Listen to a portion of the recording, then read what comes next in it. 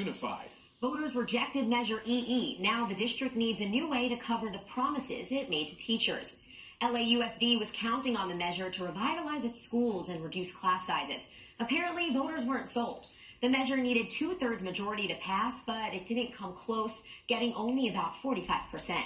Today, school district officials said the fight isn't over. They're focused on what comes next and how to get voters on board in the future.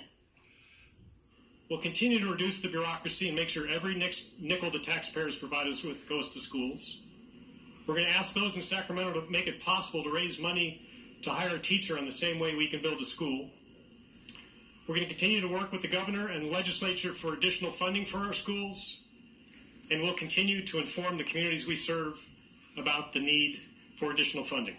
We will continue to go to California and ask for greater resources for our students. Right now, we are 44th in the nation in per pupil spending.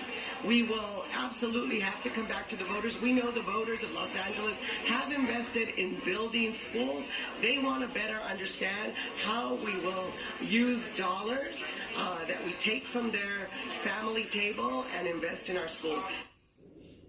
Now, some parents are not happy with the outcome of the vote, and our Kim Passoff joins us now. Kim, you actually spoke with a father, who is a bit concerned about his children's future.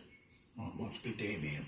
Well, Calvin, he says he's worried about the future of all the kids, really. He says last night he was glued to his computer watching those returns come in. He says kids here at Richland Avenue Elementary have more support from the community than most, but he still wishes that they had those extra funds.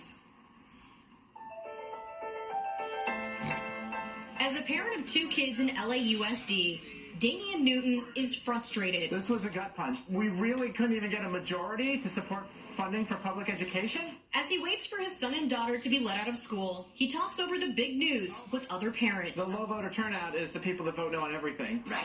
So I think the hope was that we were going to get a lot of the enthusiasm and push from the straight that would elevate this. Right. But not enough. That's a bummer. We were upset that Measure EE failed. A lot of us have put a lot of time into promoting public education. The big reason he's disappointed? There was going to be a lot of money coming into our schools. It's money that will be needed more in the future than it is today. And in the case of this particular school, Richland Avenue School, we're a school that's going to be losing some of our Title I funding in the next couple of years. So we have to increase the amount of money that we raise from parents to make that up. And the hope was that Measure EE was going to help with that, but instead it's going to have to either come from direct contributions from our parents who already give a lot, or there's going to have to be some cuts made, which nobody wants to see.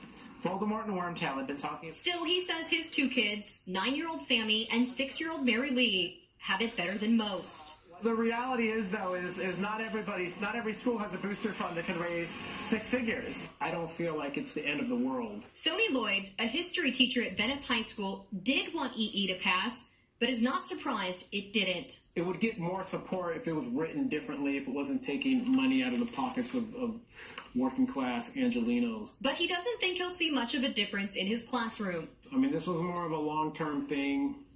$500 million a year. I mean, that money wouldn't come in till next year anyway.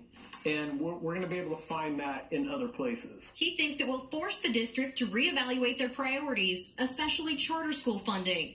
Still, parents like Damien worry about funding for things like music programs and what will come next for all of the schools. We're not sure what this means in the long run. A lot of question and a lot of uncertainty. Are we going to be doing this again?